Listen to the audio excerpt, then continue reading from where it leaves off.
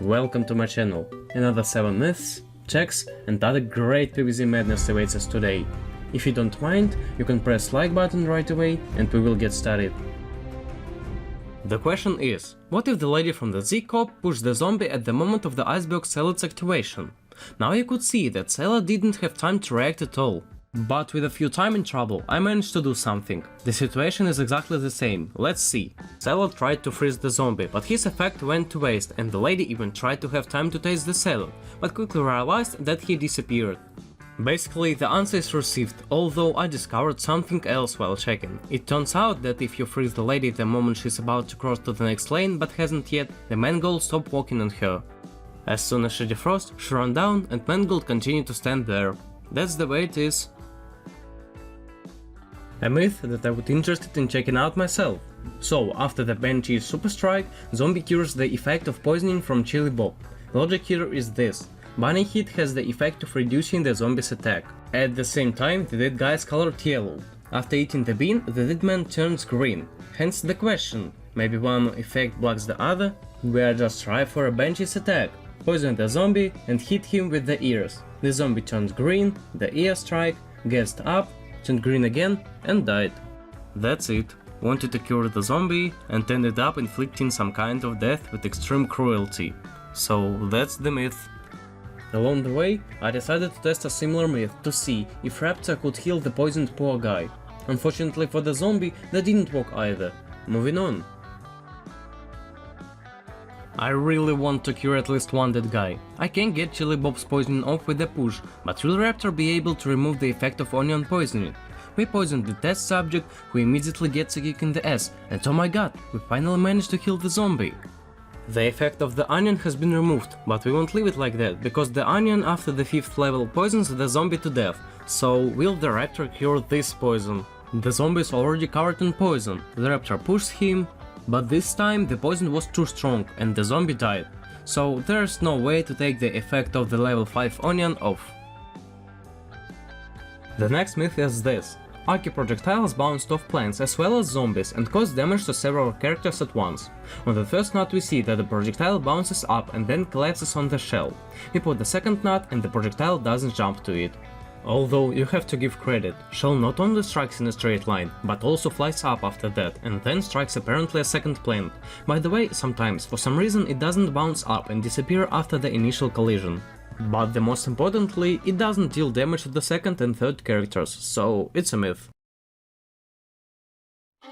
What will happen if the digger collides with plants on the water? Will he be able to dig them right out of the water, or he will eat them? For starter, I planted Seaflora, it can stay on the water without the lily pad. And she was dug out by the digger with no problem, and then her animation broke. Digger dug in the flying plant, but he started to beat Lily with a shovel. He didn't dig out the nut on the lily, but pushed it into the water like Mecha Footballer.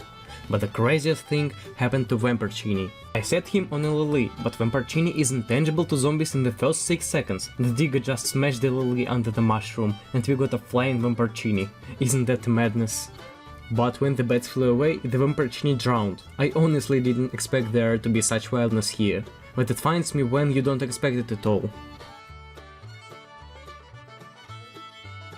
Another question, will the healer's staff disturb the Ice Age Troglobite? It turns out that Troglobite throws his luggage. But if you then remove that staff and bring the pusher back, in which case he would pick up the block of ice again. Naturally, I wouldn't check this question without going deeper into the subject. Now I want to check the Stuck Surf and Tombstone. And these two obstacles also forced the Troglobite to leave his blocks of ice behind. Lazy guy it turned out to be. Sometimes though, he can overcome his laziness and pick up additional objects. This include other blocks of ice, no matter what is frozen in, a plant or a zombie.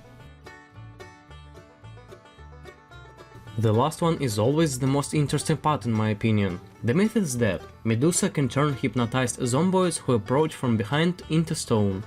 Let's start by confirming that fact that Medusa turns zomboids into stone as well as other zombies who turn to her face, even though they are her allies.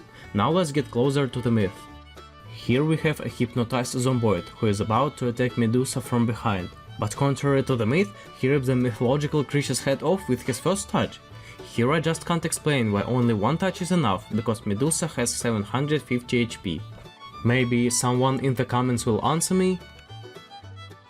Even though the myth isn't true, I decided to experiment a bit more and turned the Medusa around with the Betad's ult right to face the hypnotized Zomboid, and that's how it turned out. When Medusa turned around, she didn't turn Zomboid into stone. The two zombies approached each other, and after the Betad's ult, the zombies began to fight, and then Medusa didn't die from a single touch, she overpowered the Zomboid. But I also want to point out the fact that the Zomboid turned around before dying for some reason. Something's up, you can write your own theories. And that's not all. I caught a timing when the Zomboid had time to approach Medusa before the end of Betad's ult, in which case, while Medusa was distracted by the potato, the Zomboid killed her with one touch again. You would think Medusa dies since there are no allies left on the lawn, like the fisherman's self-destruction. But I purposely spawned another Medusa downstairs that I didn't touch. So I'm at loss. Why the hypnotized Zomboid kills her so easily?